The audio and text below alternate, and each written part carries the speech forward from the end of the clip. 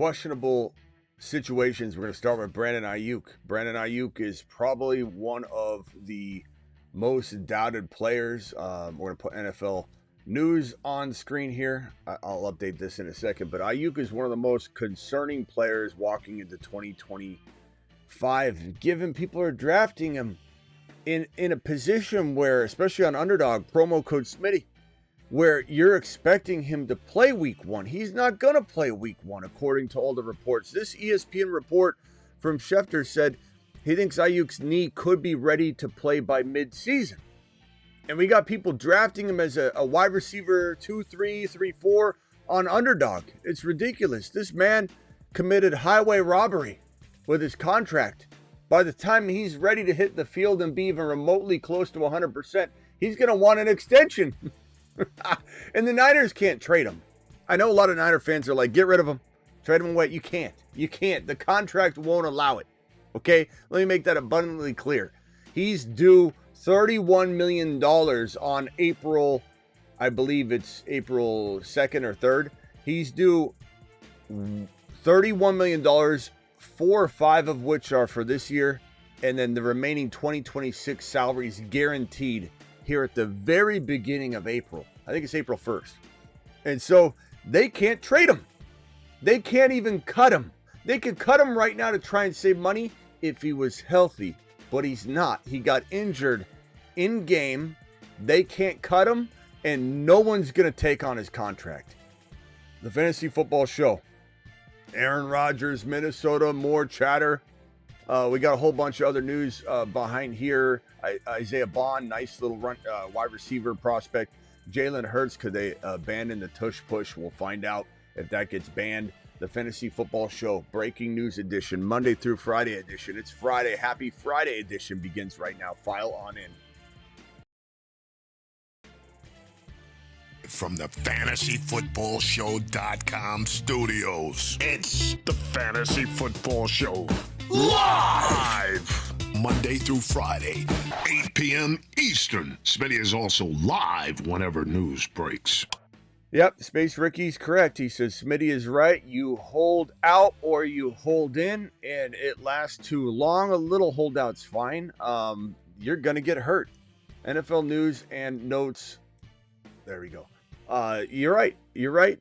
I was right. We told you. We a little holdout's fine. You're going to get hurt. It's crazy to me that the Niners, they know better. And now we're even hearing reports that the Niners are expected to sign Brock Purdy before the season begins, is what the last report said. Should be done before the start of the season. So it sounds like, and this could change, but it sounds like the Niners are pulling the same old tricks out of the same old bag. That they're going to drag this out. What's that mean for Brock Purdy? Is he going to hold out or is he going to hold in? I don't know. He seems like the kind of guy that might show up. But it also is the Niners being the Niners. They structure their contracts weird. They pay their guys in August. Yeah, they end up paying all their big names eventually. But after lengthy holdouts where their careers get kind of derailed, Debo played like trash the year he held out. Bosa played like trash for a majority of the year he held out. Brandon Aiyuk played like trash when he held out. Then he got injured, as we predicted. And Aiyuk is completely, Matt says 49ers buyer remorse for sure. You can't even get rid of him. And you go anywhere in like a Niner page or Niner community and they're like, trade him, trade. You can't trade him. You can't trade him. You can't trade him. He ain't going anywhere. You're stuck with that contract. And I hate to tell you, Travis in the building. Travis, I'm glad to see you back, my boy. Niners crumbling without Adam Peters. They certainly are. That couldn't be a more true statement on this entire. I hate to tell you, Travis in the building. Travis, I'm glad to see you back. Niners crumbling without. What do we got? I got some background noise going on here. Hold on, let me see. I got something playing. Can you guys hear that? There's something playing in the background, huh? I don't know where that is. I got something playing. When I go to this scene, it plays. Let him cook. I don't know where it's coming from. Let me close all my windows because I think I've got it. I've got some open somewhere it's, I don't know. Hopefully that solves itself. Can anybody else hear that? I hear it.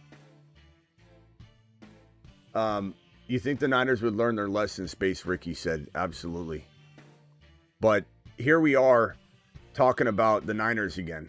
Here we are talking about horrible decisions by Kyle Shanahan, who I've been calling for him to be replaced or some of his power taken away so that this team can make good decisions without him. He is one of the worst head coaches in the National Football League. I'm sorry, Niner fans. He's a great offensive coordinator. He's one of the best offensive coordinators in the league. He's one of the best architects of an offense in the entire league. He creates even good coaching trees. The best, some of the best. But he is a horrible head coach.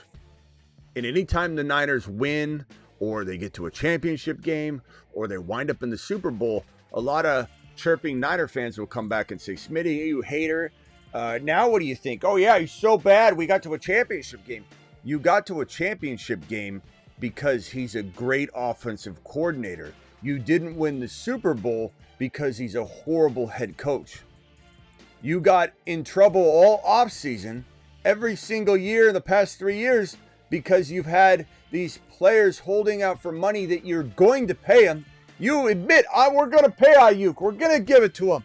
And what do? You drag it out to the point where, and I blame Aiyuk too. I totally blame Aiyuk. Aiyuk's more at fault now in my eyes than the Niners just because of the way he handled it at the end. But at the beginning, Aiyuk didn't want anything but his money that you already said you were going to pay him.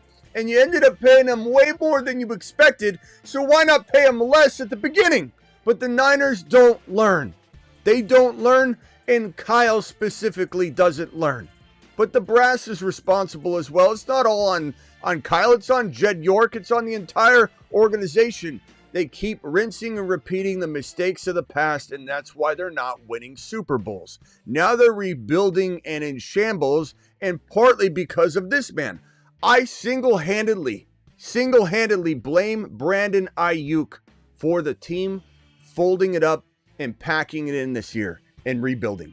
And if you're a Niner fan and you think you're not rebuilding right now, you are in la-la land. The Niners are in complete rebuild mode. And if they could, they'd get out of this. But nobody will take Aiyuk because he's owed $31 million on April 1st.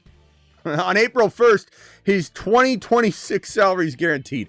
And he won't be ready until mid-season. Nobody will take him. This team's rebuilding. They're rebuilding. And I blame him. This is the reason this team's not going for one more shot. The window was still open. And dare I say, honestly, the Niners still had a shot even with Aiyuk in this situation. They did. Kyle and John and Jed York and everybody at the top level, all the suits involved in these decisions, they packed it in too early. The Niners still had a window. The window was closing. But dare I say that this team was probably, before they released all their players practically, entire defense is gone, all these big name players gone, a lot of studs. This defense was scary. I don't care if they're older. You had 1 year anyway. You had this 1 year window left. It was closing, but the window was still there. And the Niners pulled the plug. I blame this man, though. If this contract and this injury and this head case of a player wasn't, doing what he did last year and creating the problem that the remnants of the problem is still, obviously you're seeing right now, then we would have seen this team make one more run and be a very dangerous top 5, top 6 overall team, top 2 or 3 team in the NFC, but a top 5, 6 team overall. They would have made one more run. Smitty, do you think it's possible they deal CMC? This is a great question. I think that there's a possibility. Do I think that Christian McCaffrey has a lot of value? No. He's got bilateral Achilles tendonitis in both of his legs. That's what bilateral means, and it's chronic, which means that it's not going away. Everything about this Achilles tendonitis was developed from the overusage standpoint, not a young kid that overworked his legs for a half a year, not stretching, wearing the wrong shoes, created tendonitis, and the tendonitis can go away. This is a man that developed tendinitis in his Achilles, both of them, bilateral. And what you got to understand about Achilles tendons is this. Where's my foot? Achilles tendons that go down the back of the leg and connect to the calf. When you have one bad Achilles, you tend to have a second bad Achilles. Why do you think he has bilateral? Because he's worn them down near equally. If he had some sort of temporary issue, like let's say he's 25 years old and he had some sort of tendinitis, you might find it in one leg because he developed something. His leg was smaller than the other, kind of similar to Christian Watson, who for the Packers wide receiver had one leg that was 30% smaller than the other, and that's why he kept suffering hamstring injuries. There's a explainable possibility that McCaffrey, had he been younger, you could say, oh, he could recover from this. He has bilateral dual Achilles tendinitis that's chronic, and it's because of the wear and tear. Just like your tire. Do you go when your brakes are squeaking and they're making that noise because the pad's down, the little what do they call the thing? I want to say tweeter. What's the thing called that makes the sound? Where are my mechanics out there? Where's Denny? Where's Denny when you need him? When your brake pad ends up wearing down, there's a security mechanism where there's this little metal little bar, and that bar scrapes against the rotor or whatever to make that squealing sound. Your brakes aren't actually in jeopardy at that point. It's an alarm system to say, hey, I'm going to make this screaming sound because we're past the point of needing new brake pads. Don't ruin your rotors. And so you have that situation where when your car has that sound, do you go to the mechanic and they say, yeah, one of your brake pads is fine. The other one's worn down. No, they're worn down at the same time. The squeaker alert bell. The squeaker. I think everyone calls it the squeaker. I believe that's that's at least what we all call it. But when you wear one brake pad down, you wear the other one down. The Achilles is the same thing. Wear and tear on the Achilles. When Trey Greenlaw stepped out onto the field, remember, during the Super Bowl, and all he did was step forward and tore his Achilles tendon, was that a freak occurrence? No, it wasn't. His Achilles was in jeopardy. When Christian McCaffrey has a calf injury in the very beginning of the offseason, Shanahan lied about it with us. Was the calf injury unrelated to the Achilles injury? Absolutely not. Your calf is a squeaker of sorts to your Achilles.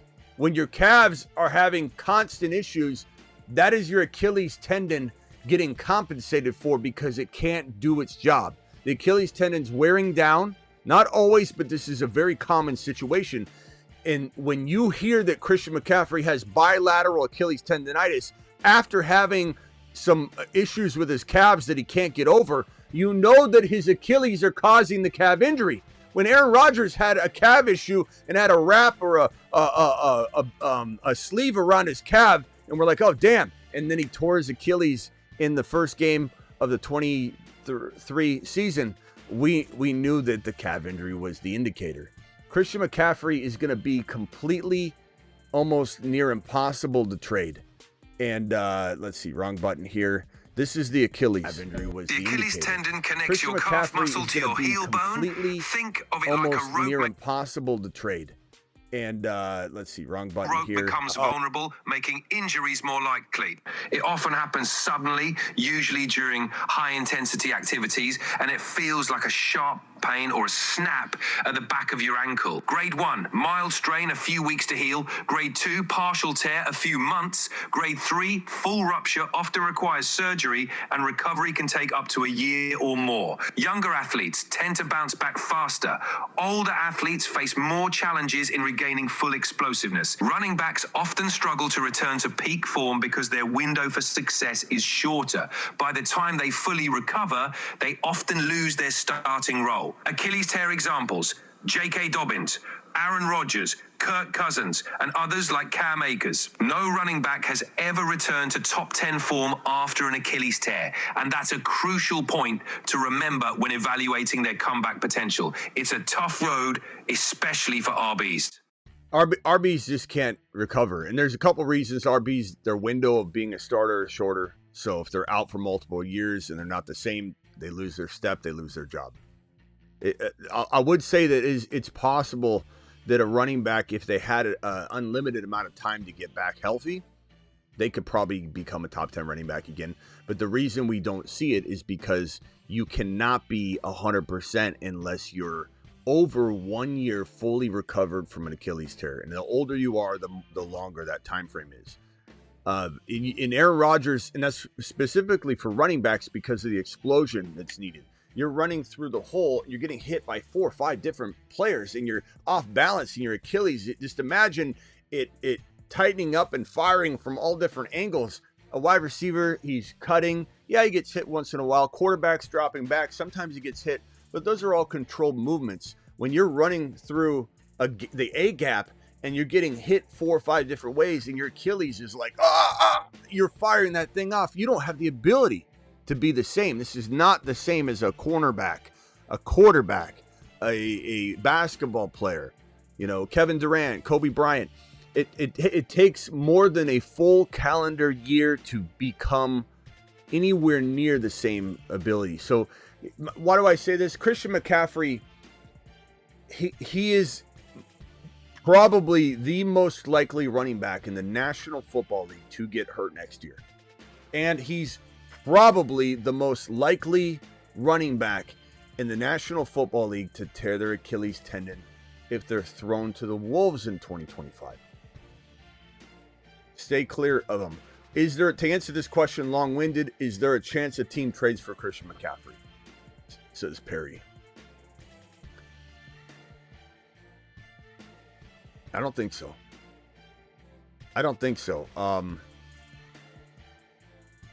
But there's a chance that a Super Bowl contending team, if he's playing well, maybe trades for him during the year if he's playing well. But I don't think he plays well.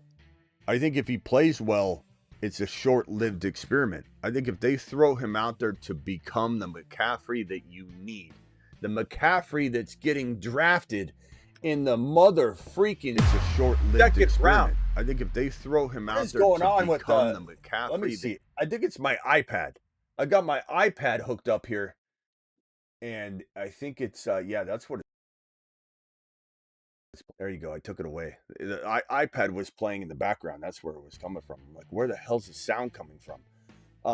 Christian McCaffrey is going in the second round, which is insane. Let me go over to this board here, which is insane.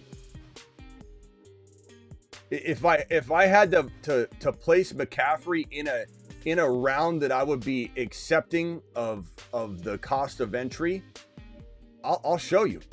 We'll do a line in the sand for McCaffrey. Where's my line in the sand? Everybody's got a line in the sand. Line in the sand means where they flip from an avoid to a guy you draft. So avoid. Where's he flipped to become a good value? Let me give you another example that's even better. Breece Hall. Would anybody in here take Breece Hall right now, knowing what we know now, knowing that there's a chance he doesn't, play like he did in years past? Is anybody taking him in the top 5? No. No one's taking Breece Hall in the top 5. Anybody taking Breece Hall at number 9? No, they're not. Not only are they not, the ADP suggests it, but you don't have to, right? If you like Breece Hall, you're getting him in the late second to the mid third, and that's a steal. But why is he there? The ADP. The ADP is driven off of how many people have been drafting Breece Hall in round 1. The answer is nearly 0. How many people are taking Breece Hall in the second round? 40-50% of people. How many are taking Breece Hall in the third round? About the other 40 or 50% that's left over. So that's how his value's, falling into the late second. So Breece Hall would be an avoid. Even for me, I'm avoiding Breece Hall at 4 overall. A, because I don't have to pay that, but B, that's where it's risky. So avoid. Oh, I actually love him here. But I can get him here, so I'm going to try. But I love Breece Hall here. This is 0 risk, all reward. Breece Hall to the mother freaking moon. Breece Hall, please stand up. Get Breece. Breece Hall is 8 foot tall. He will always answer the mother freaking call. Don't let him fall. In the third, don't stall. Just give Batman the freaking football. He's Brees. He's Brees. He does a hull of a job. A hull of a job. A hull of a job. Brees Hall. He does a hell of a job. What's this here? What was that? I'll take CMC in the third, says Bruce.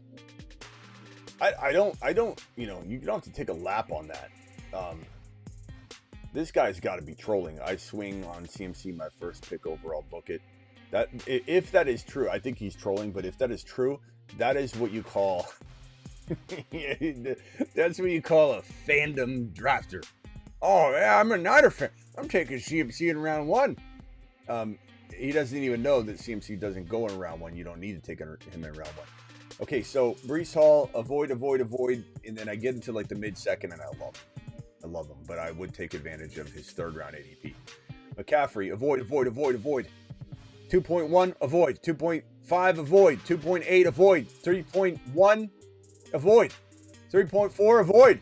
3.6, avoid.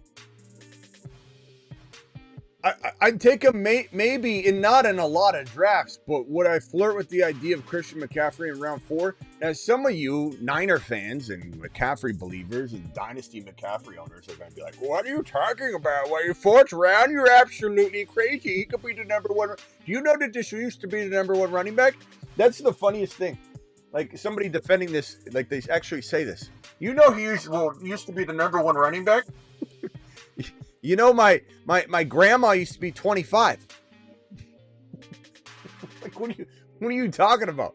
So McCaffrey, the reason I'm avoiding him in this territory at all, like the entire way, is because you can get Bucky sometimes at the 3.1. You can get Brees Hall sometimes at the 3.6. You can get Kyron at the 3.1 to 3.5. Sometimes in a running back heavy grandma league or your work league, you might see Kyron and Hall both going around 2, but then other players fall. But you could get Josh Allen in round 3. You could get JD5 in round number 3. You can get, if we're talking RBs, I mean, even if you can't find RBs that you love that are left over in this territory, you swing over to the wide receiver position. You swing over to the wide receiver position and you say to yourself, okay, let me go ahead and swing for MHJ in the 3rd round instead of Christian McCaffrey. He's a no-go in round 3. I can find a player at every draft slot where there's a likely 1, 2, or 3 guys that I would rather have than this man. Even a Tyreek Hill, who is also injury prone, I'd rather have than Christian McCaffrey. We've got let's see here. We got quarterbacks are probably the biggest, I guess, safety net at this territory of value where you're saying, God, I feel almost full to take Christian McCaffrey here. JD5 on your team over Christian McCaffrey. It's ridiculous to even consider taking CMC over JD5. You know what you can do with a JD5 in round 3 instead of a Christian McCaffrey in round 3? And McCaffrey, let me also say that McCaffrey's not even going in 3. My point of emphasis here is literally to tell you to avoid him where his ADP lives, which is at the top of round 2. I'm telling you not to take him until 4, and even then I'm skeptical. But you're not taking him until 4, but yet if you want him, you got to take him in 2. That's how far off my line in the sand is with the reality of the situation. Joe Burrow in round 4 over Christian McCaffrey. If I'm sitting at 4.1 and I need a quarterback, I'm going Joe Burrow over Christian McCaffrey. But let me tell you why I would go JD5 in round 3 over Christian McCaffrey in round 3 if I had to. Because you tell me what's better. This guy right here who, I don't love. Oh, here we go. Let's go. Chase Brown falls to 4. How about JD5 in 3, Chase Brown in 4, instead of Christian McCaffrey in 3, and then chasing quarterback later? That's a much better play. Or even better, or not say even better, I'd say maybe equal or even maybe slightly lesser to some people. Najee Harris going in 4-5. I've seen Najee Harris sitting in round 5, and so let's take this off the screen so we're not confused here.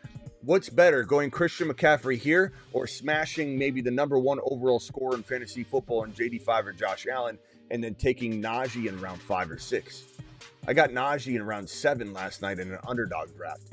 So 5 is attainable, I promise you. 5 to 6 for Najee over CMC in 2 and 3. Give it to me all day long.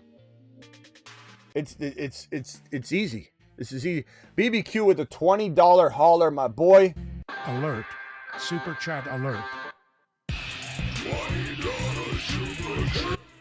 BBQ, I can't thank you enough for all the support you bring this channel. You were right about JJ McCarthy and the Vikings diva. Aaron Rodgers is obviously who they see as leading this team to the show this year. With only 4 draft picks, they're all in on Rodgers. JJ McCarthy will learn behind Rodgers, says BBQ.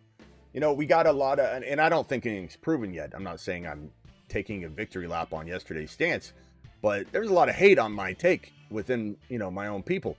I'm not saying that anybody's wrong by believing in JJ McCarthy. I'll say this again and again and again and again, you know, when I'm asked. I'm not predicting a bust out of JJ McCarthy.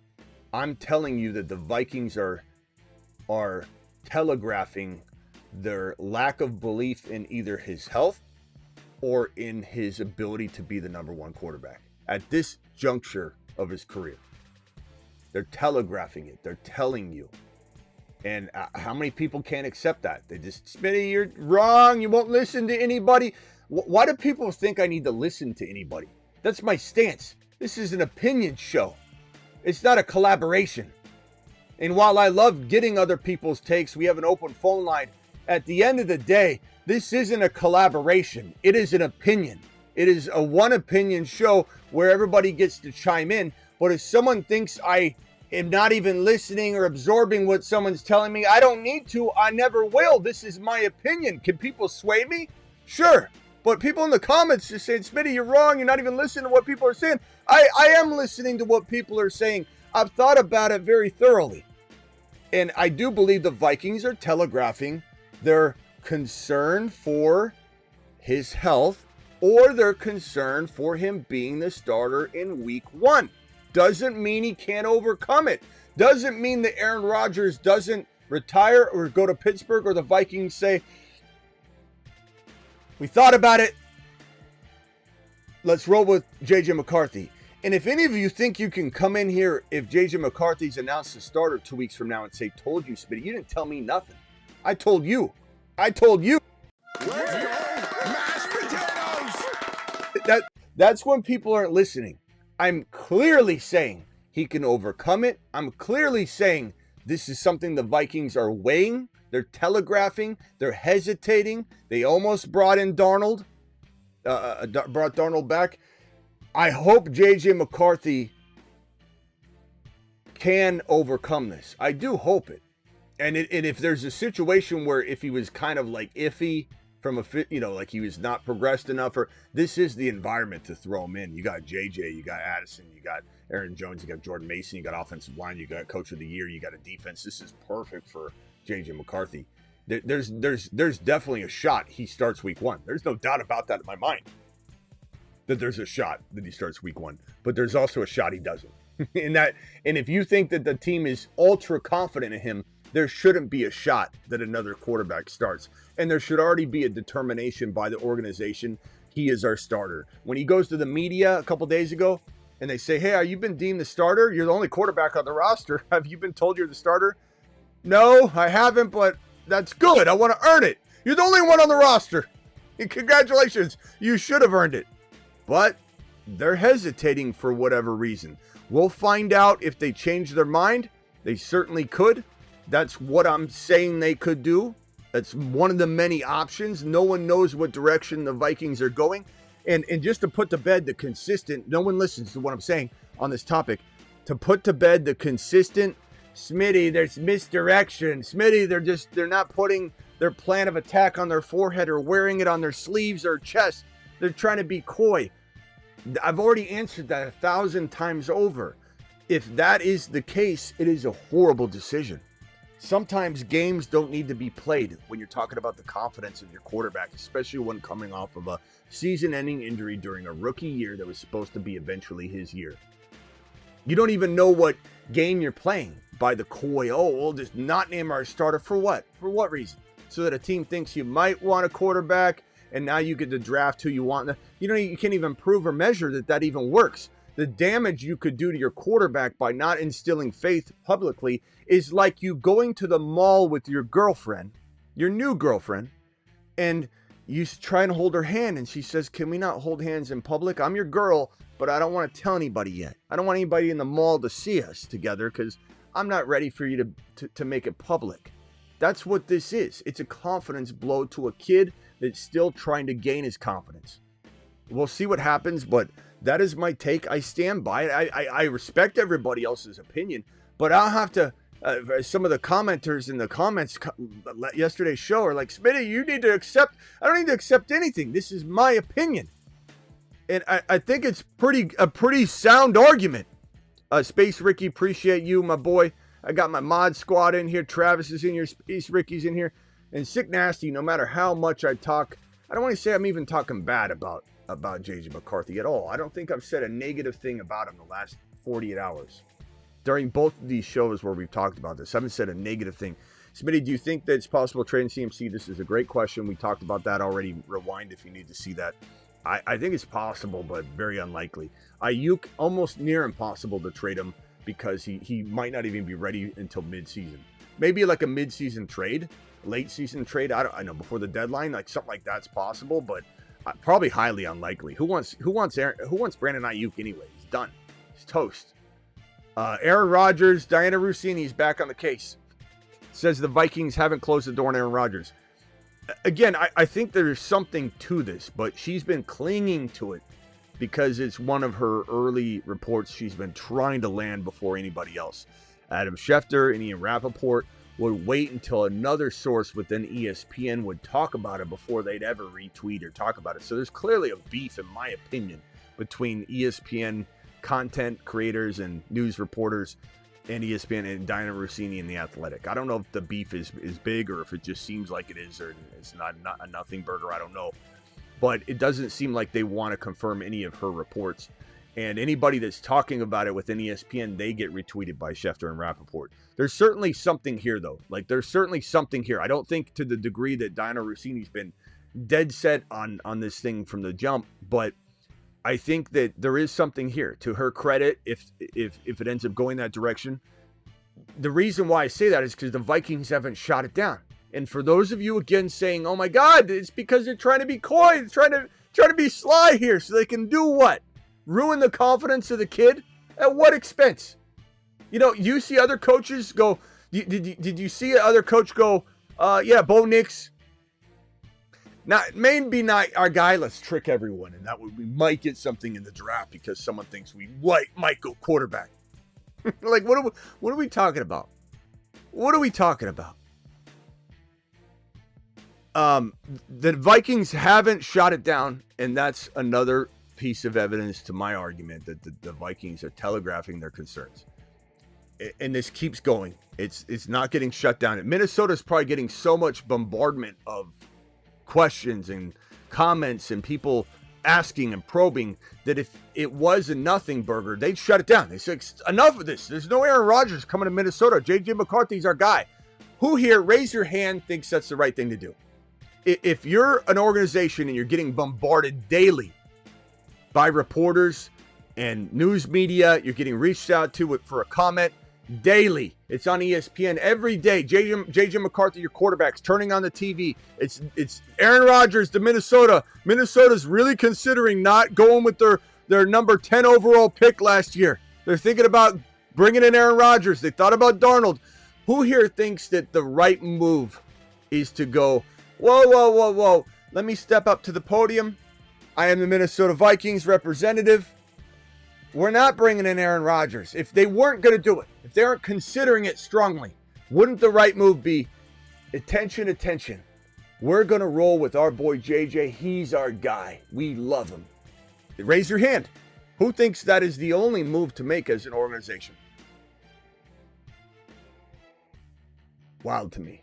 It's wild that I'm getting so much pushback on this particular topic, though. I know it's just a loud group of people, but it's not like the majority. But unbelievable that everyone wants to defend that this is some sort of maneuver, you know. And even if they choose JJM, I get it, but it's still a blow to his confidence. Jalen Hurts is maybe facing more momentum against the tush push. The athletic Diana Rossini believes that the move to ban the tush push is getting more momentum. We'll see on that. Kyle Williams, this is a guy climbing up a lot of rookie wide receiver boards for teams. Fox Sports' Jordan Schultz reports that Washington State wide receiver Kyle Williams visited with the Patriots this week and has at least 5 more team visits scheduled. This guy's reportedly climbing into the bottom of round 1 as a wide receiver prospect. 1,000-yard receiver, nice receiver. This is a guy that has a lot of talent and skill set. Very, very, very much could be a sleeping giant wide receiver once you get past the big, 3 or 4. He could be one of those guys in your dynasty draft you draft in the 2nd round, unless his landing spot's so great and the hype builds that he becomes a late 1st-round pick. But he's somebody to monitor for sure. He's a good wide receiver. So Kyle Williams, make sure you keep tabs on him. Isaiah Bond, we made a little bit of fun of his 40 time, but it doesn't mean we don't like him as a prospect. He came out and said he was going to break the Xavier Worthy 40-yard dash time, and he went out and ran like a 4.4.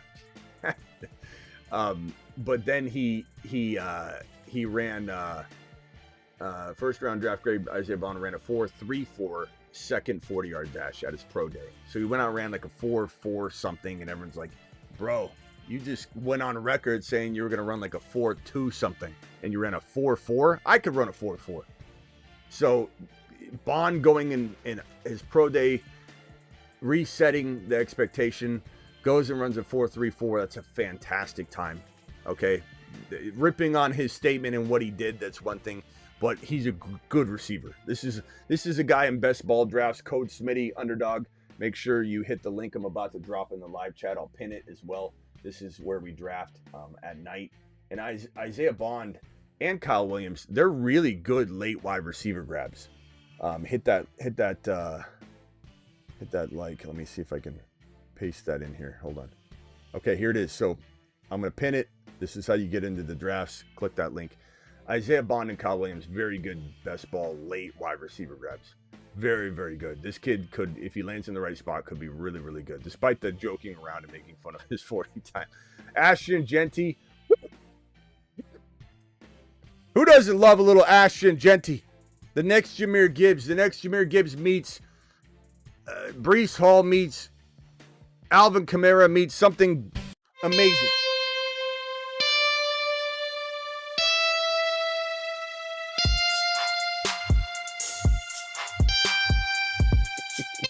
We still don't know if we're keeping that one. I don't get a lot of feedback on it. So are we keeping it or are we dumping it? Is the Gentanic here to stay? Are we that in love with this prospect that we need to leave the Gentanic? Beat writer Nick Underhill reports that the Saints met with running back Ashton Jeanty at the Boise State Pro Day, are looking hard at the running back prospect. And here's what we got to consider is that this man, we got it 1 vote. Gump says keep it. We got now 2 teams before the Bears number 10 pick that are strongly considering drafting Ashton Jeanty, which means that Ben Johnson, his kung fu grip on that idea of bringing Jeanty in as his new Jahmyr Gibbs is slipping through his fingertips. And I'm actually quite excited about it because I don't want him in Chicago for a number of reasons. I think it's better than, it's definitely like in the top 7 landing spots, but that doesn't mean I want it. I want one of my top 3 or 4 landing spots. And they're just a bad organization, the Bears, over and over. So I want to say that the first potential landing spot might be the New York Giants. It's a small chance. The Browns would surely consider them if they move down a little bit. But the Giants, a small percentage chance this team could look to remedy, as we've said on the channel a bunch, and like Dallas could with the Derrick Henry debacle. Not even calling Derrick Henry. Look how bad that decision was. Not calling Jacobs, not calling, like what a dumb move by Jerry Jones. Jerry Jones might be looking to remedy and replicate, that scenario again, but remedy it with a younger player at 12 if Hampton or Jeanty falls. We've heard they're not going to go running back here. They've taken Javonte, but they could change their mind, and the values of these guys are climbing. Like Jeanty's value is going through the roof. It's going up. Hampton's is going up.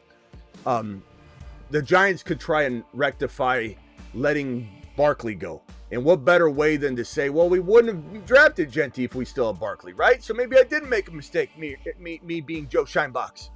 So there's a small chance there. The real big chance that Jeanty goes to a team is at 6 to the Raiders. And we thought probably the next best spot, or the next likely spot would be the Bears at 10. But now the Saints are in the mix. The Saints are very much in the race. We even heard from Jeanty. Jeanty even met with the running backs coach and said he had a really good meeting. It sounds like he loves New Orleans. It sounds like Jeanty feels like a natural fit in New Orleans.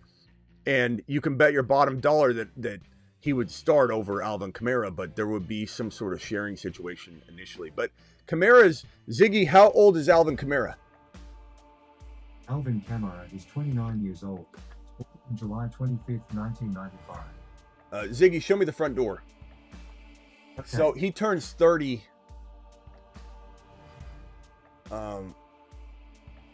Ziggy, show me the driveway. Okay. He turns 30 before the season starts. He turns 30 in July. So there's a really, really, really strong chance that he drops off no matter what anyway at the age of 30. So everybody should hold their breath on Kamara anyway. He's a good pick, but he's not a great pick. He's a solid pick in best ball. Underdog, code Smitty. Link in the live chat. Link in the description. It's pinned in the live chat. He's a good best ball player because if you draft Kamara and then you draft a bunch of other Tank Bigsby's and Zach Charbonnet's and Cam Scatterboos and Caleb Johnsons and Trey Hendersons, then what happens when the drop-off happens in week 9? Well, then you get to have your other rookies step up. Ziggy, volume 0.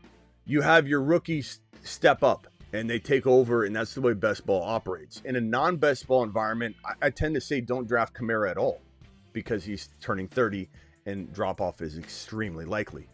So I don't hate this landing spot from a long-term perspective. And keep in mind, when Alvin Kamara got drafted to the New Orleans Saints under Sean Payton, I came out and said he's a top, not 5 running back, top 1 to 5. I said it on CBS Sports Radio, on the longest running fantasy football radio program in the entire world. When we did it through 23 years, I was on it 19 straight years myself. And on that radio program, when he got drafted into New Orleans in a crowded situation, we had people that said, A, he's too small. Back then, smaller running backs weren't going to be full-time starters. This is not going to work, Smitty. 2, he was in a crowded backfield. I believe it was Mark Ingram, and there was another running back there. Someone refresh my memory. Let's see if Kruger might know this. I don't think Ziggy would know this. Let's see if Kruger knows this. If he's even going to show up today. Kruger, you coming to work? What's going on? Come on, Kruger. Kruger. The year Alvin Kamara was drafted, what other running backs were on the roster in New Orleans? Alvin Kamara was drafted in 2017. That year, the Saints had Mark Ingram and Adrian Peterson on the roster. Kamara ended up taking... That's right. It was Adrian Peterson. Oh, my God. So Kamara was drafted to the Saints with Adrian Peterson, Alvin Kamara, and everyone said there's just no way that he's going to be successful there, especially given he's a smaller running back. I went on CBS Sports Radio. It might have been NBC. We bounced back and forth on the dials based on the contract or whatever of the show, but I think it was CBS at the time, not NBC. CBS Sports Radio, and I said, Alvin Kamara is not only going to be a top 5 running back, he's a top 1 to 5 running back. And I use that line a lot when I want to emphasize, Jeanty. Jeanty's not just a top 5 running back. A lot of people can say that. I want you to know that he could be, as a rookie, a top 1 to 5 running back. It's an important distinction. And Alvin Kamara was a monster.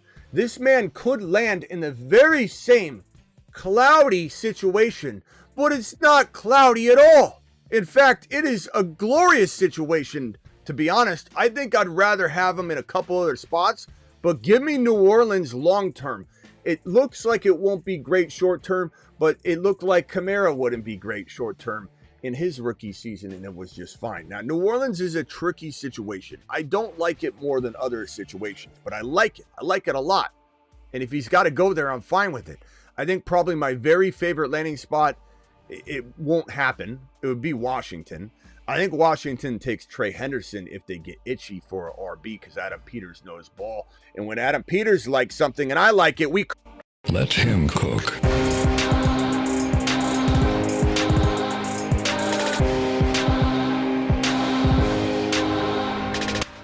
So Washington, quietly my favorite landing spot for RB. But of likely landing spots, honestly, it's between LV and probably Denver. I think LV and we'll go Denver and LV, Cleveland, and then we start looking at a spot like New Orleans, Washington not being in the cards, New York, and then Chicago. So Chicago, I'm not running from Chicago being a good spot. It's just not in my top 5 or 6 landing spots. I think the most likely team to trade up for Ashton Jeanty, Denver Broncos. Why? Sean Payton. Why? Sean Payton is the guy that drafted Alvin Kamara in New Orleans in the situation I'm describing. So Sean Payton trading up for Jeanty seems like an obvious call, to predict a team trading up to draft him. The team that owns Jeanty might not be a team in the top 10 currently. And if it is, probably would be the Raiders. And now it sounds like the Saints. And then only then the Bears can get in the mix. So that's kind of my take there. I think that's all I have news-wise. The phone lines are open. Dial into the show. Dial in. Call into the show. Call into the show.